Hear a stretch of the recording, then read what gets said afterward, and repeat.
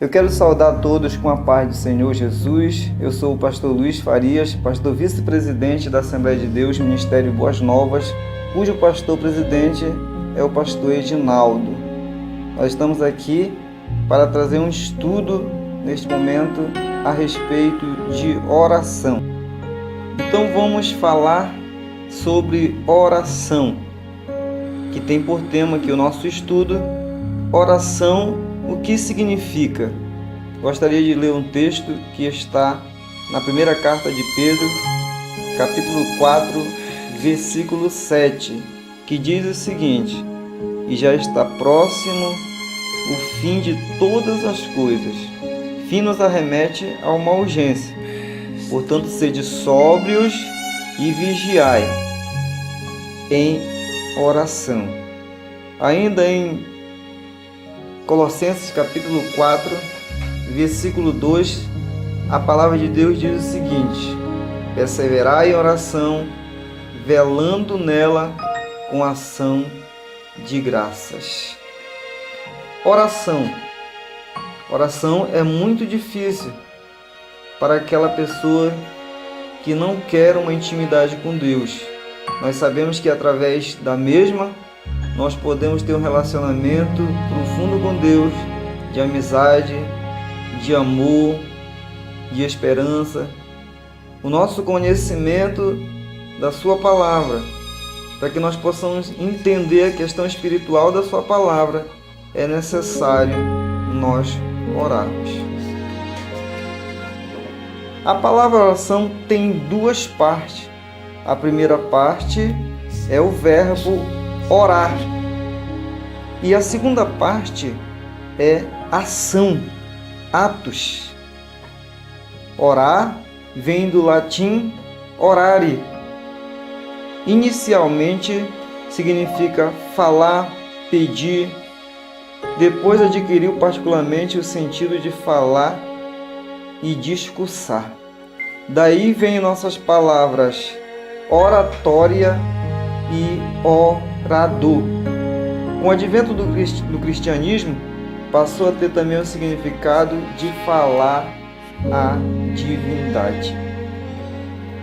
Vamos analisar a Bíblia a respeito de falar, pedir, clamar, suplicar e gritar, que é exatamente a primeira parte da palavra oração. Bartimeu gritou bem alto: Jesus, filho de Davi, tem misericórdia de mim. Jesus, filho de Davi, tem misericórdia de mim. E com isso, Bartimeu alcançou a sua vitória. A primeira parte de uma oração é falar. Por isso é necessário que o servo do Senhor tenha essa disposição para conversar com o dono de tudo, marcar diariamente audiências, ou seja, tirar tempo a sós com Deus.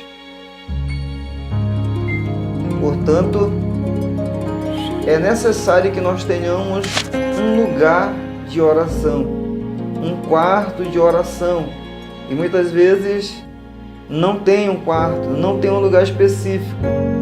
É necessário, nesse momento, que você, pelo menos o banheiro, venha se tornar o seu lugar de oração.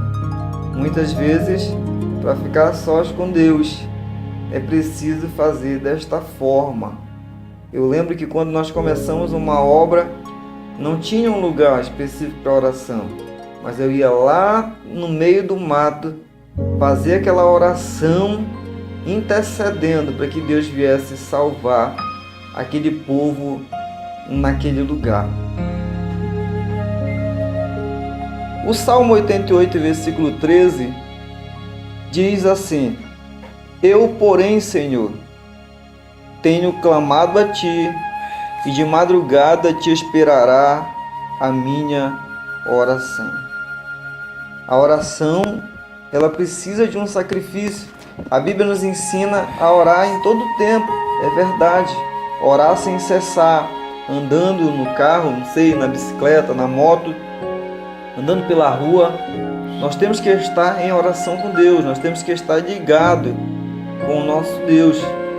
É bem verdade, mas a Bíblia nos ensina também a fechar o quarto sobre nós e estar sós com Deus. É nesse momento, dependendo da hora, eu não sei qual é a hora que você busca Deus, mas nós aprendemos que de madrugada é um horário excelente, porque você vai estar sacrificando a Deus a melhor hora do seu sono, do seu descanso, você vai estar oferecendo a Deus. E o salmista fala que de madrugada te esperará a minha oração.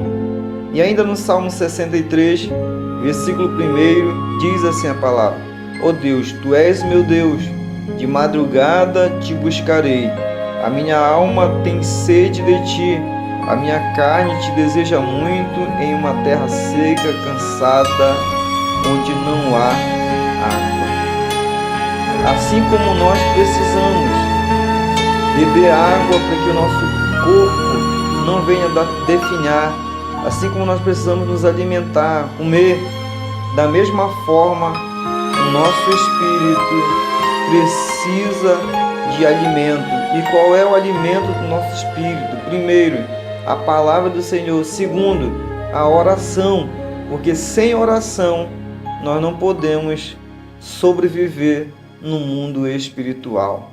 Muitos crentes não avançam, não conquistam, não conseguem alcançar, porque não têm a prática, não têm o costume de orar, de falar com Deus, de conversar com o dono de tudo, o dono do mundo, o dono da nossa alma, do nosso espírito.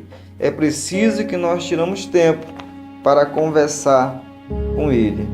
E ainda em Jeremias capítulo 29, versículo 13, a palavra diz assim: e buscar-me-eis e me achareis quando me buscardes com todo o vosso coração. Como é que nós podemos buscar Deus com todo o nosso coração? Primeiro, que o nosso coração, segundo a Bíblia, é a nossa mente. É na nossa mente que está a sujeira, muitas vezes, do pecado. É preciso que nós venhamos purificar a nossa mente, tirar tudo aquilo que não agrada a Deus, não alimentar pensamentos, maquinações que vão cortar a nossa intimidade com Deus.